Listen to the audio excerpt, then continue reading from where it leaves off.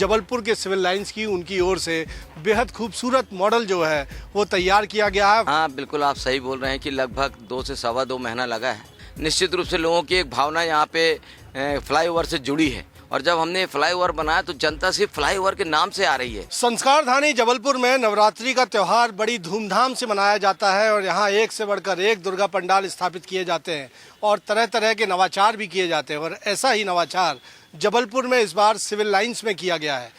आपने देखा होगा कि जबलपुर में मध्य प्रदेश का जो सबसे लंबा सबसे बड़ा फ्लाईओवर बनकर तैयार हुआ है वो लोगों के आकर्षण का केंद्र बना हुआ है और ऐसे में यहाँ माता रानी की प्रतिमा भी एक विशाल फ्लाईओवर का पंडाल बनाते हुए स्थापित की गई है। आप देखेंगे ये एक फ्लाईओवर का रैंप आपको नज़र आएगा और जो एक तरह से मॉडल है जबलपुर में बने हुए फ्लाईओवर का।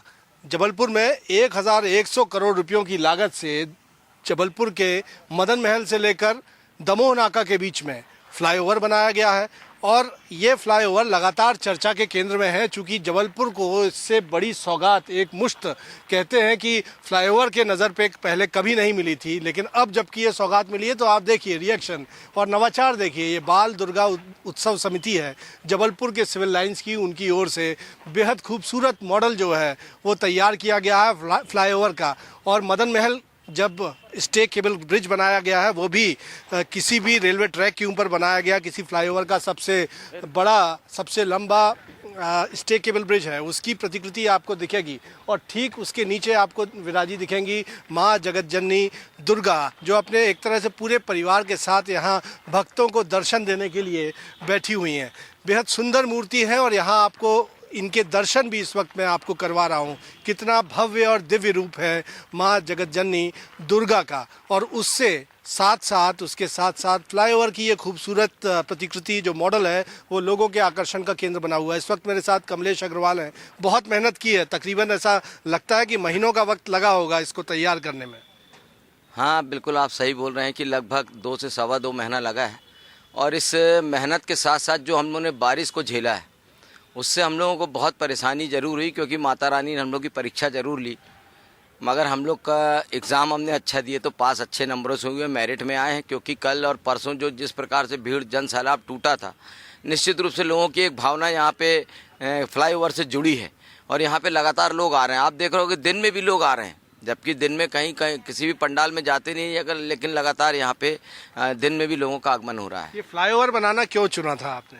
आपको मालूम है कि मध्य प्रदेश में जबलपुर में सबसे बड़ा फ्लाईओवर बना है और हिंदुस्तान में आज़ादी के बाद यदि जबलपुर में कोई बड़ा काम हुआ है तो सिर्फ फ्लाईओवर का काम हुआ है। तो निश्चित रूप से लोगों में एक क्रेज़ था उसका, चाहे वो युवा हो, चाहे बच्चे हों, चाहे बुज़ुर्ग हों। जैसे फ्लाईओवर का लोकार्पण हमारे माननीय राकेश सिंह जी ने किया तो शहर में एक नई सौगात मिली तो मुझे अच्छा लगा क्योंकि जबलपुर में अब जो काम हो रहे हैं विकास के तो उसमें फ्लाईओवर का नाम तो इतिहास में लिखा जाएगा। तो हमने सोचे क्यों ना उस फ्लाईओवर को भी एक प्रतीक के रूप में हम एक बना के दें और जब हमने फ्लाईओवर बनाया तो जनता सिर्फ फ्लाईओवर के नाम से आ रही है। उन्होंने ये नहीं देखा कि कैसा बना है क्या बना है, मगर जनता को ये लगा कि फ्लाईओवर बना है तो हमें जब सिविल लाइन आना है।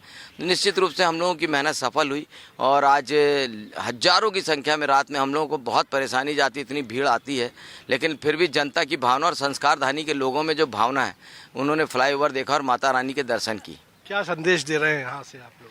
मैं ये बताना चाहता हूँ कि शहर विकास में हमें किस प्रकार की भूमिका रखना चाहिए। यदि आप इस प्रकार से बड़े बड़े काम करते हैं तो निश्चित रूप से संस्कारधानी एक महानगर की तरफ भाग रहा है और अगर महानगर बनेगा, क्योंकि हमारे जनप्रतिनिधियों ने ठाना है कि हमें शहर का विकास करना है। और आज मैं तो माननीय राकेश सिंह जी को बहुत बहुत बधाई और धन्यवाद देना चाहता हूँ कि जिन्होंने इतने कम समय में जबलपुर का इतना ज़्यादा विकास कर दिया कि मुझे नहीं लगता कि अब ये विकास रुकने वाला है। और मुझे जनता को यही मैसेज देना है कि यदि हम विकास कर रहे हैं तो हमें भी आशीर्वाद दो। माता रानी से भी यही आशीर्वाद सब यहाँ माता रानी से तो हम लोग सिर्फ एक ही आशीर्वाद लेते हैं कि माता रानी हमारे जबलपुर को स्वच्छ रखे, जो जनता स्वच्छ रखे, साफ रखे और जो विकास का काम है उसके लिए बस हम लोग को इतनी हिम्मत और ताकत दे कि हम पूरे शहर का विकास कर सकें।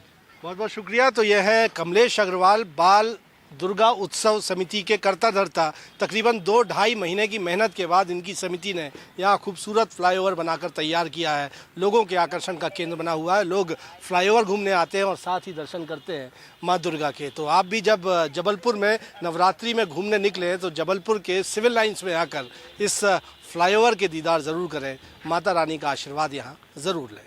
कैमरामैन सतीश सराठे के साथ विजेंद्र पांडे, IBC 24, जबलपुर।